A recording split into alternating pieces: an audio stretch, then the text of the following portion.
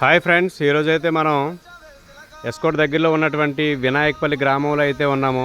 So ఈ గ్రామంలో పరదేశం గుడి అయితే కడుతున్నారు. సో ఈ గుడిని వాళ్ళకి 13 లక్షలకి కాంట్రాక్ట్ అయితే ఇవ్వడం జరిగింది. నిజంగానే తక్కువ బడ్జెట్లో చాలా గ్రేట్ఫుల్గా కడుతున్నారు టెంపుల్ అయితే. ఎంట్రన్స్లో అయితే అమ్మవారి గుడికి ఎంట్రన్స్లో అయితే ఆర్చ్ ఈ విధంగా కట్టారు.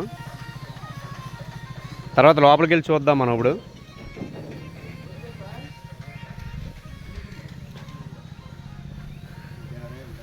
ఇది చుట్టూ బౌండరీ అనమాట. ఈ బౌండరీ అయితే చిన్న చిన్న బాల్స్ టైప్ అరేంజ్మెంట్స్తో చాలా బాగానే కడుతున్నారు. అవుట్ సైడ్ చూపించే ప్రయత్నం అయితే చేస్తాను.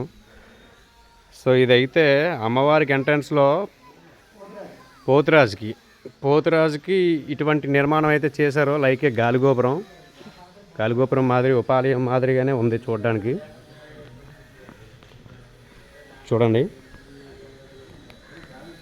సో మన గర్భగుడి మీద గోపురం మీద ఎటువంటి టైప్ ఆఫ్ నిర్మాణం అయితే చేస్తారో అదే మాదిరి ఈ నిర్మాణం అయితే చేయడం జరిగింది పోతురాజు గారికి. అవుట్ సైడ్ బౌండరీ అయితే ఈ విధంగా డెకరేట్ చేశారు.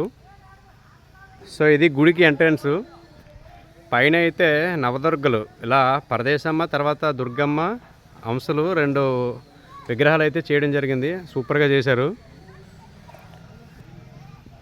ఇప్పుడు లోపలికి వెళ్దాం. సో ఎంట్రన్స్లో ఇలా 2 సింహాలు అయితే చెక్కడం జరిగింది.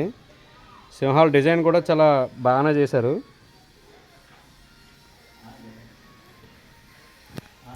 మీరు ఇప్పుడు చూస్తున్నారు స్తంభం డిజైన్ కూడా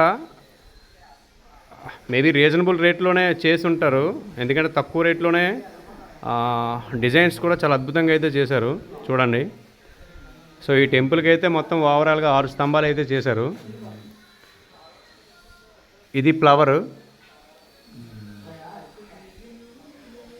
సో అలాగే ఇన్సైడ్ అమ్మవారి గుడికి లోపలికి వెళ్ళే ముందు ఒకసారి మనం పరిశీలించినట్లయితే ఒక పక్క డిజైన్ కింద నుంచి చూసుకొని వస్తే ఈ డిజైన్ కూడా చాలా అద్భుతంగా ఉంది.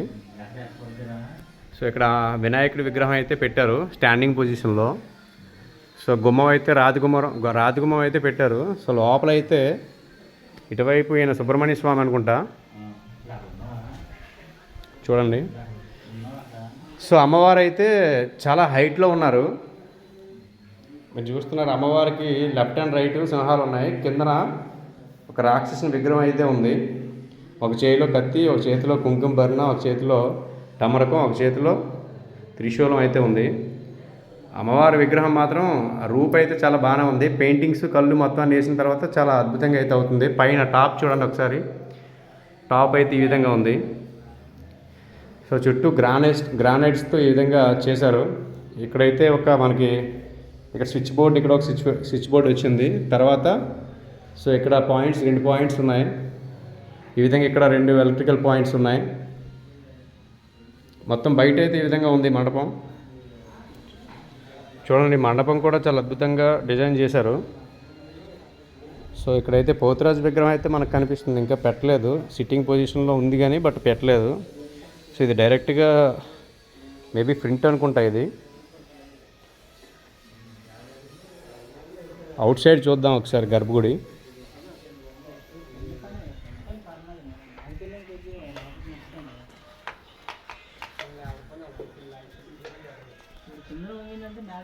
ఫ్రెండ్స్, గర్భగుడి అవుట్ సైడ్ అయితే ఈ విధంగా డెకరేట్ చేయడం జరిగింది. పైన మ్యాక్సిమం అంటే స్లాబ్ లెవెల్ కింద గర్భం ఏదైతే ఉందో చుట్టూ 3 స్టాచ్యూస్ అయితే ఉన్నాయి. పైన అయితే ఓన్లీ ఒక పక్క మనకి 3 అయితే కనిపిస్తున్నాయి. మేబీ మొత్తం 9 ఉంటాయి. అలాగే సలారం డిజైన్ వచ్చి మిడిల్లో కొంచెం పెద్ద సైజు, తర్వాత లెఫ్ట్ అండ్ రైట్ చిన్న సైజు అమ్మవార్లు అయితే వాళ్ళైతే డిజైన్ చేస్తున్నారు. ప్రజెంట్ అయితే కలర్స్ వేస్తున్నారు. సో బయట అయితే ఎంట్రన్స్లో ఈ విధంగా ఆర్ట్స్ని డిజైన్ చేస్తున్నారు. సో స్టిల్ వర్క్ అయితే జరుగుతుంది. చూడండి. వాళ్ళు నిచ్చెన కూడా వెరైటీగా కట్టారనమాట. సో జనరల్గా ఫిక్స్ చేస్తారు. ఇదేంటంటే మనకి ఫిక్స్ చేయకుండా డైరెక్ట్గా ఈ విధంగా కట్టుకుంటే మనకి మూమెంట్ బాగుంటుంది. ఎక్కడికి వీలైతే అక్కడ తీసుకెళ్ళొచ్చు.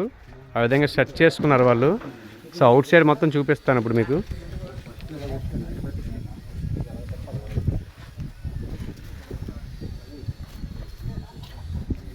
అవుట్ సైడ్ ఒక అమ్మవారి విగ్రహాన్ని అయితే ఇలా పెట్టారు.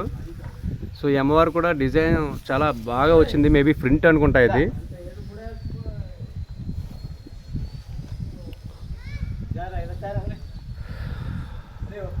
సో టెంపుల్ అయితే ఈ విధంగా డిజైన్ చేశారు అవుట్ సైడ్.